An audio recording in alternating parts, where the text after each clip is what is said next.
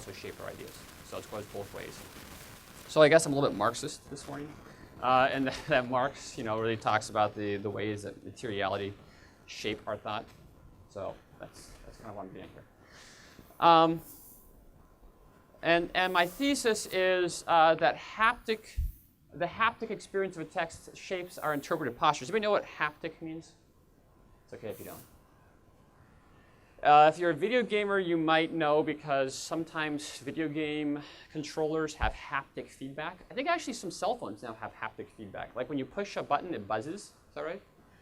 I don't know. My cell phone is not like that. But so haptic just means touch, and it's the sort of tactile or physical feedback we get from objects.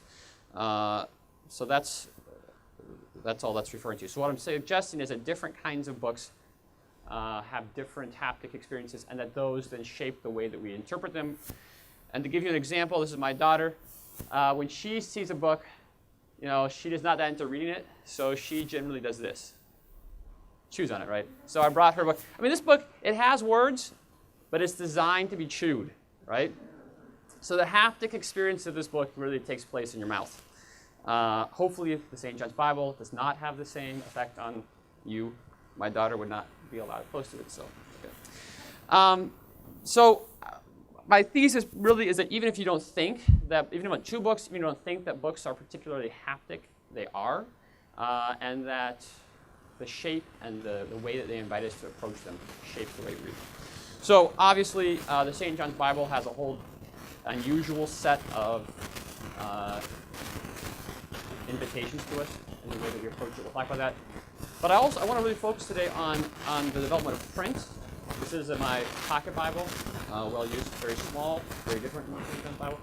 And maybe many of you now read Bibles in a text on an iPad, right? Again, very different tactile, haptic experience. So I kind of want to think about print, St. John's Bible, and digital reading, and how these different ways of approaching text shape the reading.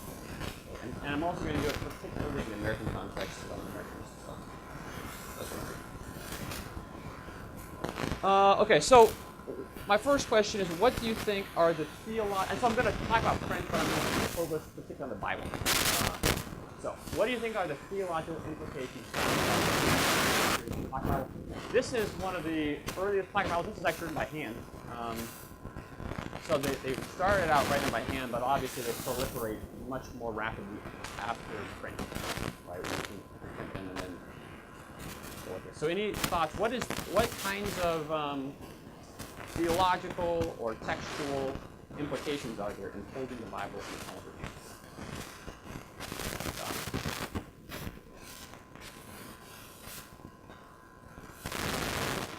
I shouldn't expect thoughts from mine. Yeah. Yeah. Yeah. Good. Yeah. I think that's true too. Yeah. Yeah, both of them do. So you physically have authority over it, and then maybe mentally and intellectually have authority. Yeah. Good. Anything else? Or the shift even from manuscript written out by hand to print. That's all bound up in this too. I mean, this is a great example of what I was talking about, how technology shapes our reading experience, but our reading experience shapes our technology. So in some sense, you could say that we get the technologies we deserve, and the technologies we get shape the culture, right? So they come up with pocket Bibles before print, but they don't really develop until print. Maybe. So anyway, we can talk about that more with digital text too, because I think that's sort of. Well, here's the list I came up with. So one of these, I think, is what Rich was talking about, sort of controllable and manipulable. We think we can handle the text and control it. Perspicuous. This is a big word in interpretive circles, theological circles in the 19th century. Perspicuous just means clear. It's obvious. It's transparent. I've been talking to some people about the St. John's Bible, and a lot of people remark that it's hard to read because it's written out by hand. The script is harder to read than a font that we're used to. So it suggests that the text is maybe more dense, just in the way it's written, than if it's printed and easy to read. Although this has such tiny font, but with good eyes, I guess it's ridiculous. It's also reliable, right? Printing makes every Bible the same. There's no scribal errors introduced. So we can kind of forget the very human origins of the text and that it was, hand copied for centuries and passed down and recopied. When we have a Bible that's printed, it's exactly like our neighbor's Bible and exactly like somebody's Bible across the country. We can forget that very human origin and just assume that it's all reliable and the same. Although there are some obviously funny printing errors too. Probably most famously the Bible that forgot the not in the Ten Commandments. Portable, and this I think lends the sort of, there's a reason why printing is associated with the rise of democracy and the rise of Protestantism, that it makes the Bible both portable and then also kind of personal and individual.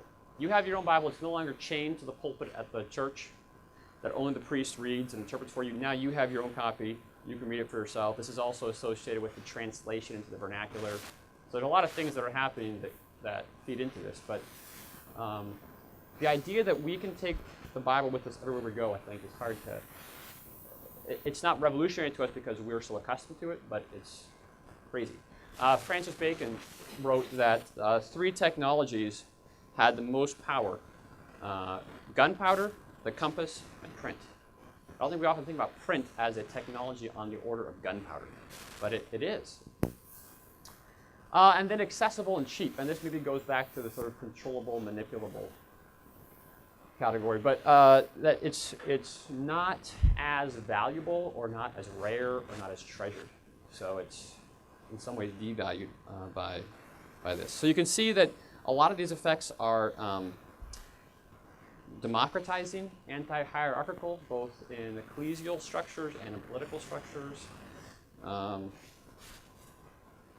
Yeah. So I want to read, this is a quote from historian George Marsden in an essay titled, this is a great title, "Everyone One's Own Interpreter." And he's talking about how the effect of print, what the effect of print was in 19th century America. He says, "The main body of evangelical Protestants did not let the spiritual eccentricities of their day dissuade them from their conviction that the Bible spoke clearly and without equivocation." So on the one hand, in America, you witness this proliferation of different denominations and different sects, which might lead you to think, there's a lot of different ways to read the Bible. But for a remarkably long time, Marsden points out that people still believe the Bible was perspicuous. I think largely because they could all hold it in their hand. So he goes on, he says, "Beyond this belief was the broader philosophical assumption of the perspicuity of truth generally. This assumption was deeply rooted in Western thought and had been strengthened by the rise of the scientific method of the preceding 2 centuries. Nature and Scripture were equally perspicuous, equally clear." So it's kind of remarkable that as we hold texts this way and begin to relate to texts in these categories, we apply that to truth and to nature and think that we can read all reality as if it were controllable, perspicuous, reliable, portable, etc. So this is sort of summed up in a quote by Chad Wellman, who writes that most 18th century writers considered print and its various forms the stand-in for a certain kind of desire for the control and mastery of knowledge or truth. The technology of print made knowledge manageable, accessible, and available. So that's kind of what I'm getting at. We actually think about truth differently depending on what kinds of texts we're accustomed to read. Okay. So I've already sort of talked about, I think, I just want to, again, give this caveat that I'm not saying print is the sole cause. It's much more complicated than that, and it's sort of multi-causal. Just like, when Steve Jobs introduces the iPhone and it becomes adopted so quickly, it's not that the iPhone causes us to, become addicted to screens. Screens have been around for decades. We've already been used to screens. But it sort of tapped into this desire that was already in our culture and then exacerbates it. So it's this sort of symbiotic relation. And I'm also not saying it's a narrative of decline. I like Protestant. I'm a Protestant. I like democracy. So I'm not saying these are all bad things, but I think that they can be, these technologies have tendencies embedded in them. They're not neutral. and they can lead us to go to extremes we have to watch out for. Another sort of quote that's linked into Wellman is from Walter Ahn, who's a Catholic historian. And he says that following these developments of print, an epistemology based on the notion of truth as content begins to appear. Truth as content. What's, in the biblical context, truth is not content ultimately, it's ultimately a person. But we just get so used to thinking of truth as content.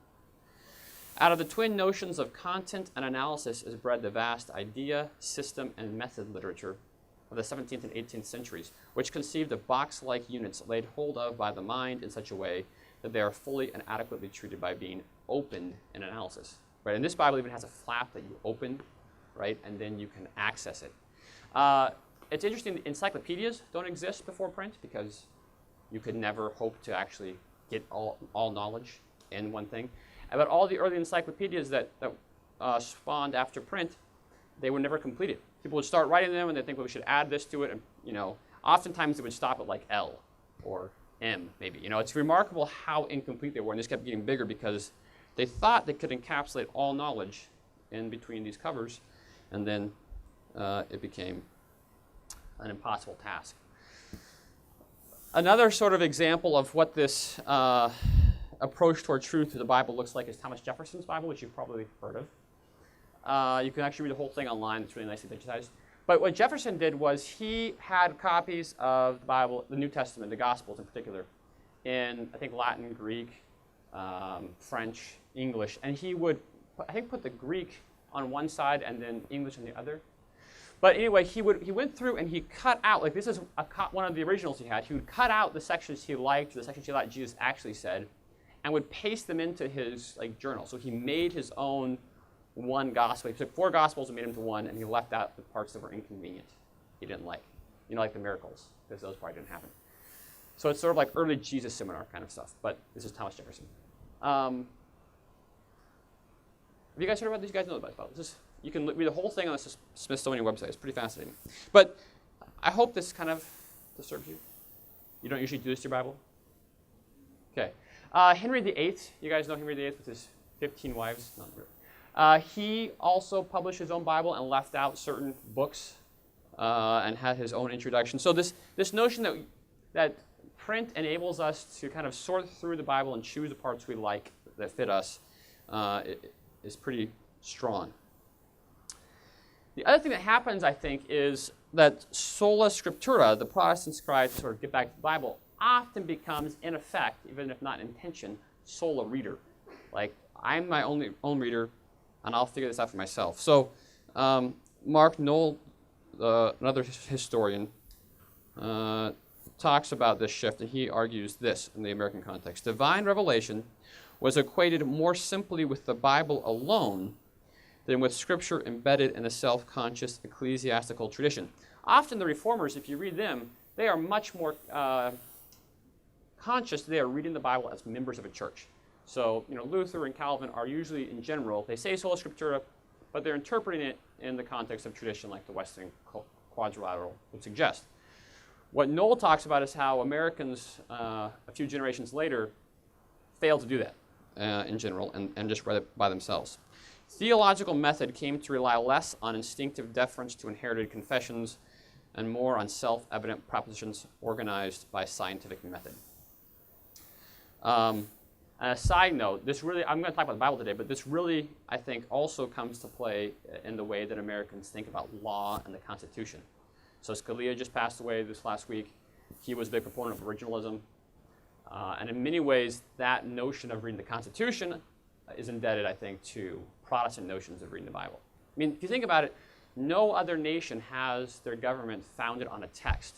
That would be absurd if you couldn't print that text and disseminate it widely to everybody and be assured that it was reliable and everyone had access to it. I mean, when Thomas Paine in Common Sense is talking about the Constitution, he actually refers to the Constitution, he compares it to the Bible that everybody has in their own home, and they can, like in Berea, in Acts, the Bereans would go home after Paul preached and look at the Bible and think about it. He says that's how the members of the Congress are. They debate, and then they go and read their own Constitution and think about it and apply it to these debates. So I'm not going to talk about it today, but I think it's wrapped up in this.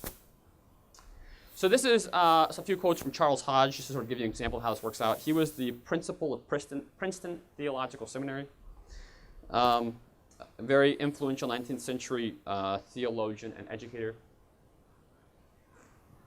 And he wrote a big systematic theology, and these are quotes from his systematic theology. So he says that the Bible is to the theologian what nature is to the man of science. The Bible is his storehouse of facts. Note that metaphor, the storehouse of facts. It's content that we can sort through and get out the facts that we need.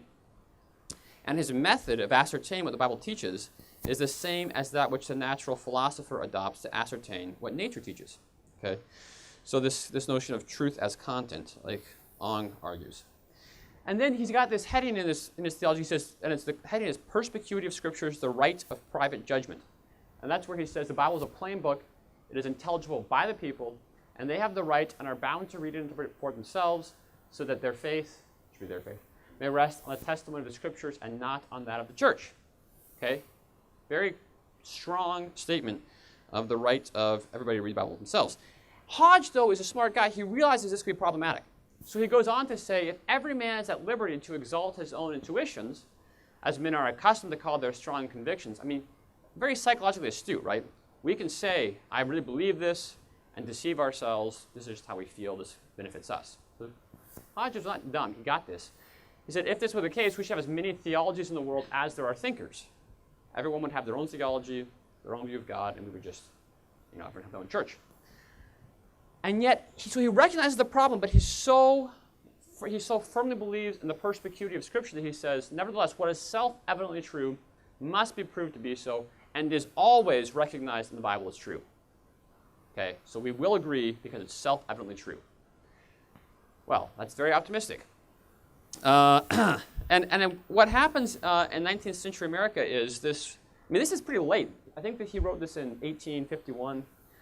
But as denominations continue to grow, or they split, and then parallel with this, the constitutional crises that culminate in the Civil War, people began to have less faith in the perspicuity and reliability and individualism, individual readers. So I think Mark Knoll famously talks about how when you have people on both sides of the Civil War, North and South, praying to the same God, reading the same Scripture, and using it to justify their own views, it sort of shakes your faith in the Bible, right? You're killing people over this book that you both say you agree with.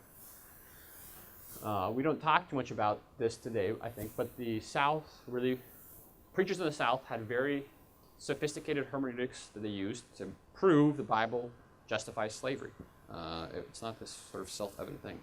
So, I'm going to give you one example from literature about what this looks like, this sort of disagreement about text looks like, and then I'm going to give you three different approaches that people sort of took, three general categories people took in response to the failure of texts to act like perspicuous content.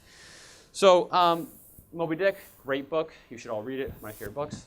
It's long, I know, but it's great. One of the scenes in Moby Dick, there's this doubloon. That's a picture of the doubloon. This coin that Captain Ahab, crazy Captain Ahab, nails to the mast of the ship. And he says, whoever first spots the white whale, Moby Dick, I will give him this doubloon. And so they have this sort of faux or maybe devilish Eucharistic baptism scene, and like they commit themselves to the quest and they go off. Well, later in the voyage, there's a chapter where a bunch of the crew members parade past this doubloon and try to figure out what its weird signs mean and if there's any sort of significance it might have for the voyage. So Ahab looks at the coin and he says that somehow all these things are Ahab, and this round gold is but the image of the rounder globe, which like a magician's glass to each and every man in turn but mirrors back his own mysterious self. He sees himself in the coin. Not surprising because he's sort of obsessed with himself. But he also says this, and I think this is true. He says the danger is that everyone will interpret for himself. He says this: some certain significance lurks in all things, else all things are little worth, and the round world itself but an empty cipher, except to sell by the cartload, as to do about Boston, to fill up some morass in the Milky Way. I think Ahab recognizes that if you believe truth is perspicuous and clear and can be grasped and managed, and then it doesn't, then it breaks down, nihilism is where you end up. Nihilism and or sort of crass economic gain. Like whoever makes most money is all there is because there's no meaning. So he resists that and says it must mean me. But that seems almost as tendentious. So Starbuck comes by, the chief, the first mate. He's very religious, and he sees, there's 3 mountains, must be the Trinity. So he reads it as God's blessing on their voyage. Stubb, who's a sort of uneducated mate, he comes up and he has no idea what it means, but he notices these zodiac symbols, so he pulls up the almanac, which has the zodiac symbols, and is trying to read them. He comes up with this elaborate, mythical, bizarre reading of the zodiac symbols, which he realizes is probably false, and so he has a great quote. He says, "Book, you lie there. The fact is you books must know your places. You'll do to give us the bare words and facts, but we come in to supply the thoughts." So true, right? Books, you lie there. You supply, but we come in to supply the thoughts. So the book is not so much the source of knowledge as we are, the readers. And this goes on and on and on. Each person has their own reading of the doubloon. So, Melville, as the author, is using this to ironically point out that the coin does not mean anything clear. It's very ambiguous what the nature of their quest is and what the nature of reading even is. And it seems like it's more about just reading back the self in the text. So this is sort of summing up where we've gone so far. By the mid-19th century, an American culture's textual technologies predisposed its members to imagine truth as all these things: controllable, perspicuous, portable, individual. Finds that truth doesn't behave this way. We come to the text. This is a coin, not a book, but the same applies. We come to this text, and it doesn't mean this thing, so what do we do? Okay, so I'm going to say there's 3 sort of reactions readers in the 19th century have. The first one is to withdraw from all those who read poorly and maintain purity. So Nathaniel Hawthorne of Scarlet Letter fame, has this great story called The Man of Adamant. Adamant just means it's a hard rock. Where this preacher, Richard Digby, discovers that nobody else reads the Bible as well as he does. And so he withdraws away from the town and goes out into the wilderness. So good American, right? Goes out to the wilderness, lives in a cave with his Bible because nobody then will read it poorly. He also takes his axe, his sword, and his gun. This is very good American, right? And he's always talking to himself. This is a quote from Hawthorne. He talked to himself as he strode onward. He read his Bible to himself as he sat beneath the trees. And as the gloom of the forest hid the blessed sky, I had almost added that at the morning, noon, and eventide, he prayed to himself. So Hawthorne is not very impressed with his spirituality, right? Well, this woman comes out, Mary, comes out to try to plead with him on behalf, preach to the community, share his great gospel Bible with the community. He says, just make room for me by your side and let us read together one page of that blessed volume. And lastly, kneel down with me and pray. Do this, and thy stony heart shall become softer than a babe's, and all shall be well. And Richard replies, no, tempt me no more, accursed woman, lest, with a marble frown, lest I smite thee down also. What hast thou to do with my Bible? What with my prayers? What with my heaven? This is a great evangelistic technique. I would try this if I were you. So she really pleads with him, goes back and forth, and he's like, no, get away from me. You're contaminating my Bible. So she finally leaves in tears, and he eventually, Hawthorne kind of remarks, this cave has some odd properties, a lot of stalagmites and stalactites, and it seems to very calcify things in there, and so the man with his Bible eventually becomes calcified. He becomes a sort of human statue with his Bible.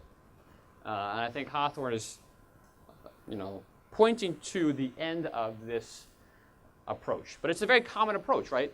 And we see this still today in the church, where some elements of the church, when there's interpretive disputes, they want to take their Bible and go with those who only agree with them, and then they can control and police the boundaries, and we've got this together.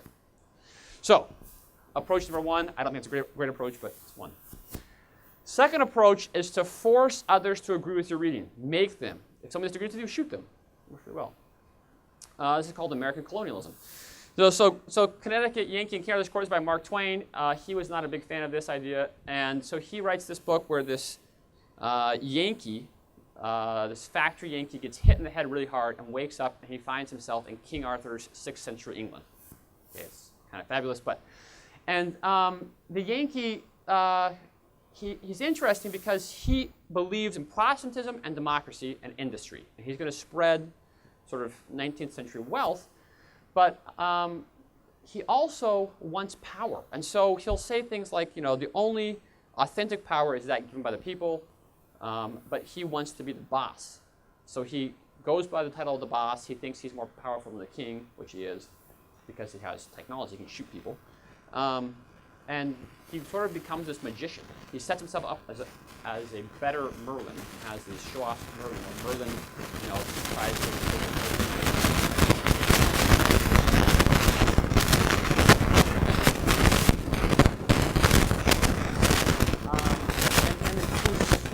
He knows that he's got to educate the people before he can really unleash his modern society on them. So he starts schools, he teaches them how to read. He prints newspapers because he knows that that's a way to spread democracy. And things are going along well until the church eventually turns against him and says, stay away from him, he's evil. And the people follow the church and not Hank. And Hank is very upset with this. He thinks that it's not fair because he's so much smarter than they are. So he takes only 50 young boys remain faithful to him because they're the ones that were young enough that they weren't corrupted by the church in their youth. And they hide in a cave, again, a lot of caves, and they surround themselves with electric wire and landmines and dynamite. And when the knights come, they all get blown up to smithereens. So, another miracle. And you can see in the far right that this is the aftermath of this battle, is that just body parts and shrapnel and armor dangling from trees. Kind of gross. And the great thing is that Hank and his boys, all the boys die as well from the corpses, the rotting corpses they've surrounded themselves with, disease. And Hank somehow wakes up in the 19th century, passes off his journal to this guy, and then dies. It's very convenient. But that, I think, is a typical American response also, right? If people disagree with you, then you can just force them, you just fight it out. So Hank says he believes in democracy, and he believes in educating the people, and he believes in spreading power. But when others disagree with his ideas, he will blow them up rather than say, okay, I guess you're right. So not so democratic. The final one, I think we fall into, you see this begin 19th century, and then this is the sort of one that the American culture takes a hold of. We view reading as personal therapy, so it's my truth and your truth, and we're all cool, okay? So, and we do this with the Bible. I mean, the Bible is so commodified now. The busy dad's Bible, daily inspiration, you only have 1 minute. So, the Bible is now this sort of 1 minute self-help book. I'm not making fun of these. This is so prevalent, right? You can get any Bible you want. That Commander Bible. You can even get the Geneva Bible that has all these, so the Bible part is printed with the Declaration of Independence, with all these political documents, they're all the same, right? Because this is the epitome of American textual authority. Get it all together. Magna Carta is in there because I'm not sure why. I mean, look, even the Green Bible, it includes poems on Wendell so it is actually okay, but not really. I mean, this one has some, and it's so random. I've looked at this. Some verses are in green that would make sense, but others are well, why is this green? It's not really about nature. And other verses that are about nature aren't green. I mean, it's so, I think they just wanted to sell more books, so they just kind of randomly went through and put some font in green and some not. But all of these Bibles suggest that you can get a book that fits your particular niche, your particular in-group, and it won't challenge you, it won't force you to change.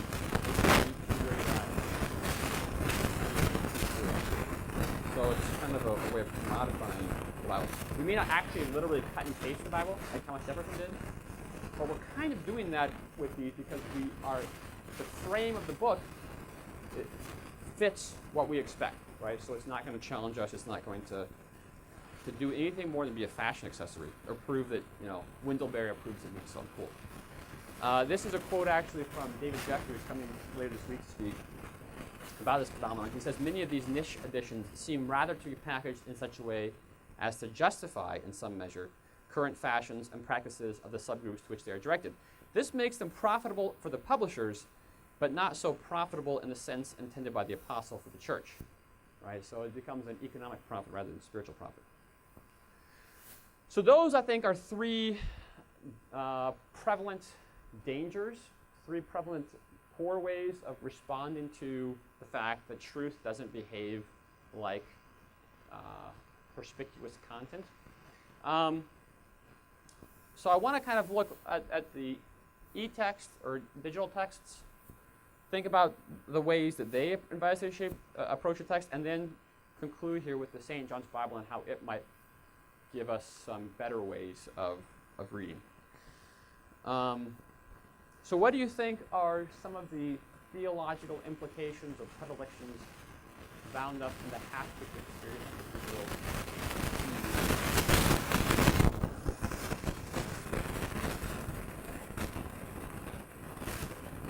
You guys read the Bible on your iPad? And I'm not saying it's a bad thing. Just like I don't think reading books is, I think this is fine. But it matters for how you read the Bible. You can get truth even from the Duck Commander Bible, okay? God can still speak to you. But. Well, here is, here's a picture, I guess. Here's my list that I came up with. It makes the text appear fungible. Fungible just means interchangeable. So, like, for instance, all dollar bills are fungible. I don't care which dollar bill I have.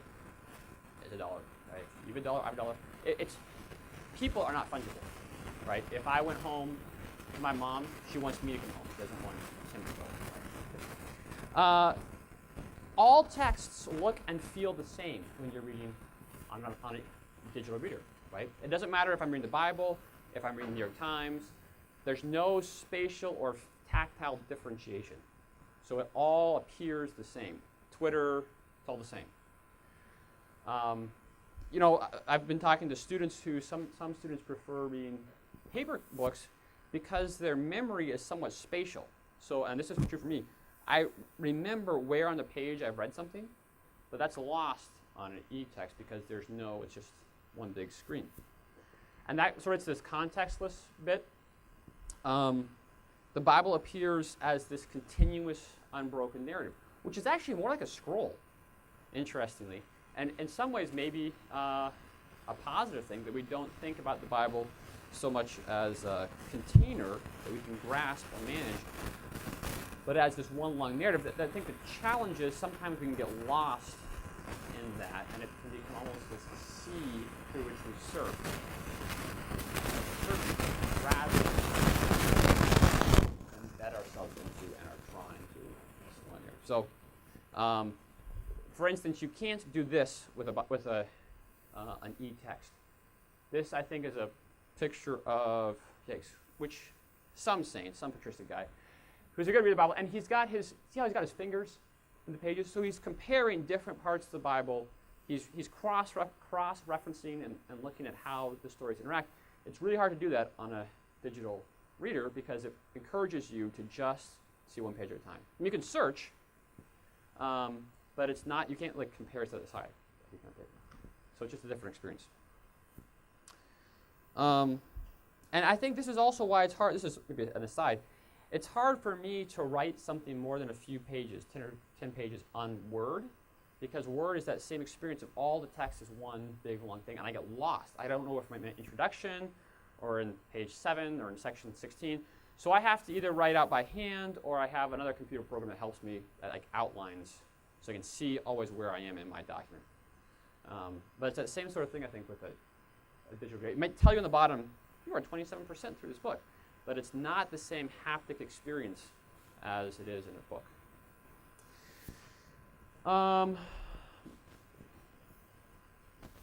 Entertaining. So again, this maybe gets back to the fungibility aspect, but you're always one click away from everything. Wikipedia, Facebook, Snapchat, whatever. You're always one click away. So there's no. You have to have incredible self-discipline to read with a line of span. And it encourages us, I think, to treat texts as they are. So we expect the text to contain us. You should notice that blog posts are written in a different genre. They have different paragraph lengths, they have different levels of syntax than a 18th century text, right? Which maybe has a sentence that's a whole paragraph long, really convoluted, because it can expect the reader, well, I'm bored. There's nothing to do, so I might as well sit with this and figure it out. Whereas if a blog were written like that, you would just click through something easier. BuzzFeed, clickbait. And then finally social, and I think this might be a positive. If this Bible encourages me to read it by myself, we tend to use e-devices in a social way to communicate with other people. So maybe, and there's a lot of apps that allow you to do this, to put notes in your Bible, and then maybe your friends can see what notes you're making or what text you read that day, or you might tweet out the verse of the day. I don't know. So, reading the Bible together can be a beneficial practice. So maybe the social aspect of digital text is a good thing. Although, again, there's always the danger of, are we sharing our reading to actually read alongside others, or are we virtue signaling? I read my Bible today. I'm a good person. So, I'm not sure the ecosystem of social media in terms of if that's a positive for reading with other people. But at least it's a little bit more social. So again, I don't want to say that it's all bad to read on a screen, but that it has certain implications for how we approach the text and think about the Bible. Okay, so now I want to think about, the St. John's Bible and how it might, what are the three things that it might do to correct or at least mitigate the temptations of print and digital reading. The first one that I think is the St. John's Bible is inherently communal. So if you read digital texts and they're social in some way, the Bible is even more so like that because it's huge, right? You aren't going to have this in your bedroom or in your any room because A, it's expensive, so you couldn't afford it unless you're wealthy, and B, it's big. So you can see there's 1, 2, 3, 4, 5 people gathered around, and it's very natural. It's 3 feet by 2 feet. So this large size invites you to read it with other people. So I think you should read the Bible in a community as a church, and it sort of offsets or mitigates some of the dangers of taking the Bible to your cave. You would never take this to a cave like Richard Digby did. The other thing, so we talked about how some of these niche Bibles are therapeutic. They're just intended to meet you where you're at. Well, the Bible is personal, right? But the danger in that is that we can think that it's just me, myself, my Bible. I think the St. John's Bible does some interesting things to help us find ourselves in the text, but to do so in a way that remembers that we're always part of a larger community. So it's both local and Catholic. And I mean Catholic not just the church, but I mean it's universal. So, for instance, this is a illumination of the sower and the seed. It's in the style of an icon. So you're thinking ancient. This reminds you that the Bible has been read for thousands of years in the Eastern context. And yet, the sower, is wearing jeans and a sweatshirt. It's contemporary. It's you. So this is just one example of the sort of ancient and contemporary nature. One more is just the page I got open right now from Luke, where you have the anthology of the parables in Luke, and it's very representational of what's in Luke, and yet we also have the Twin Towers in here that reminds us of the challenges of forgiveness. So there's these little touches that say what the Bible said, in this case 2,000 years ago, still matters to us today, and we have to apply it to our own lives. So it's inviting us to read ourselves into the text, but not in a commodified, therapeutic way that some of these niche Bibles are. One more example, this is from the end of Mark. And obviously butterflies are often associated with resurrection and transformation, metamorphoses. So they're using the butterfly here to think about or represent the resurrection of Christ. And the butterfly is a animal, an insect that comes through Minnesota where the abbey is. And the milkweed that it's on is faded and crinkled and dying, like the milkweed is in Minnesota when the butterflies finally get there in the fall. So it's very local to that community. It certainly speaks to everyone, I think, but it's saying the Bible speaks to us. I brought more pictures. This is an example of a lot of Bibles, especially in, underneath the Old Bible. In the Old Testament, there's a spot for a family tree. I hope you might have this. This, I think, is an older example of the same impulse, that we understand our place in the genealogy of Scripture and that our family has been grafted into God's family. So that's the kind of impulse I'm talking about. I think this is a great feature of any Bible, that the family is part of. So this is, it's tricky. I don't want to say that the Bible is something you can control and keep to yourself and go hide in a cave. But I do think the Bible speaks to us and that we are part of God's story. It's just they're all around me, or am I God?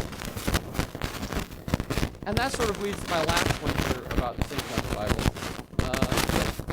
The Illuminations in the Bible remind us of who the source of light is and who the source of meaning is. So if print can encourage us to see truth as content that we individually can grasp and control and handle, the Illuminations remind us that maybe God is the source of truth and that he holds us in him. So, the very first verse of Genesis says, God said, let there be light. And there was light. So God himself is a source of light. And of course, John picks up on this also, right? The Word was life, and he was the light of men. So this notion of God being the source of light is prevalent in the Bible, and so is the Scripture being the light. The psalmist in Psalm 119 says, thy word is a lamp unto my feet and a light unto my path. So the Bible sheds light and illuminates our lives. And these illuminations, Donald Jackson, the chief artist, talks about illumination as the play of light on gold. They actually make the text as light. The video Tom Huntsman talked about today, we talk about physical reason why this is. And I think a telling shift in the way that we think about the human mind happens to associate all the things we're talking about. W.B. Yeats, the poet, famously declared that the soul must become its own betrayer, its own deliverer, the one activity, the mirror turned lamp. Yeats says the soul must become the mirror turned lamp. So, Shakespeare's time before, the human self is understood as a mirror that reflects truth, is mimetic, imitative. And Yeats, picking up on this romantic idea, says, no, the human mind itself must become the light, the source of truth. And you get this, right? If once you go sola scriptura and the Bible can be held, it's really easy to slip into sola reader. And that's what Yeats is talking about. This idea that the mind is the source of illumination, and I find the truth I want in the text. I don't like Thomas Jefferson, take out the parts I don't like, make it fit the truth that I want.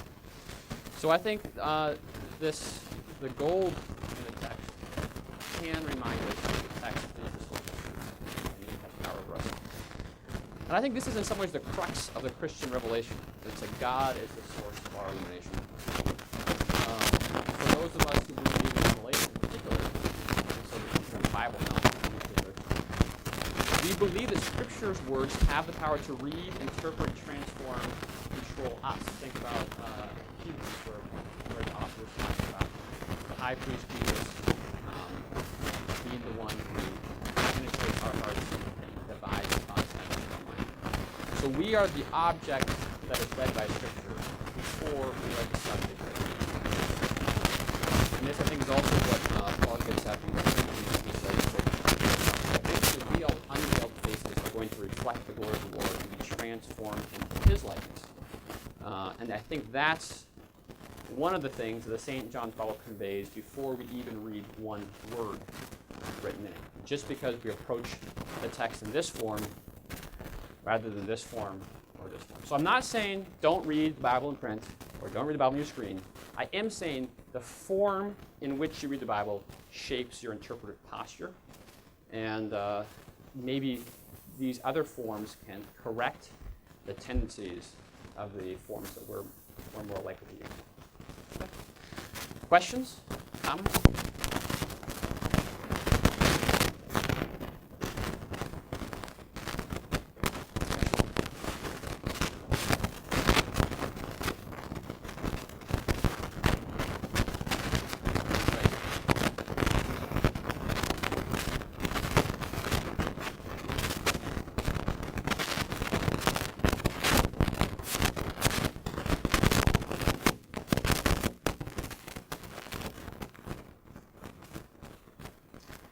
Yeah, I don't know. And it comes in how much of the individualistic society do you attribute to the development of print?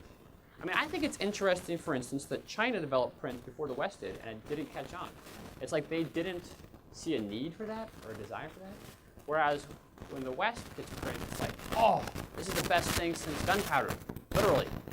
So I think our culture maybe was more prone to that than certain other philosophical to the individual. It's like messed up. And I don't know if it's but certainly there are needs.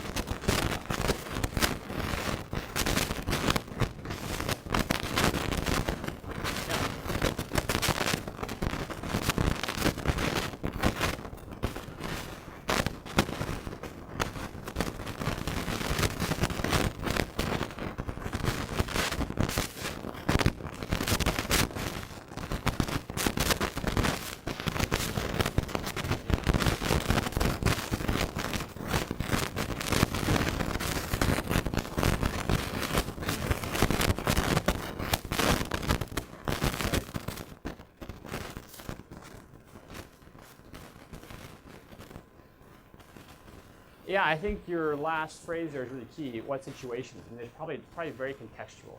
So I certainly think there's a role for making the text accessible, even simplifying it.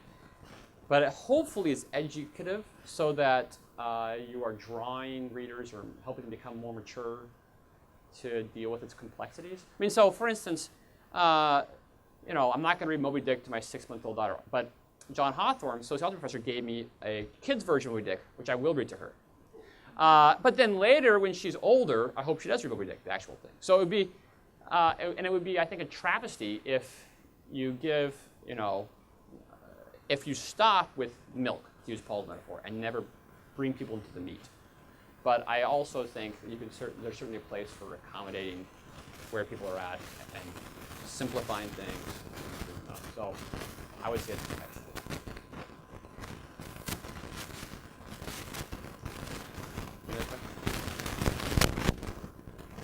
Yeah, great.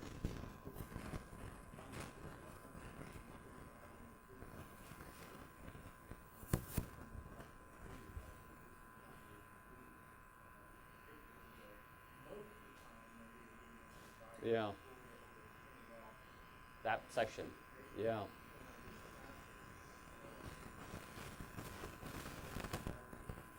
Yeah. Yeah. Yeah. And it's probably, in Catholic churches, there often is a big Bible from which the reading is, everyone reads from, right? And that's probably even another level of setting aside the text visually and communally. This text is different from all other texts. How is this text different? And I think that's important, right? Yeah. Yeah. Yeah. And I think, it's such a Protestant thing, and, we're just a culture and a tradition that likes things simple and plain, both artistically and, it's you get to the Bible, and it's all the words are all that matter. And I have sympathy with that, but I just think it's insufficient, and it leads to sort of cheapening. think it's valuable. We should recognize that value. Well, thank you very much for coming out at 9 o'clock. You should all head over to chapel for Mojo's talk now.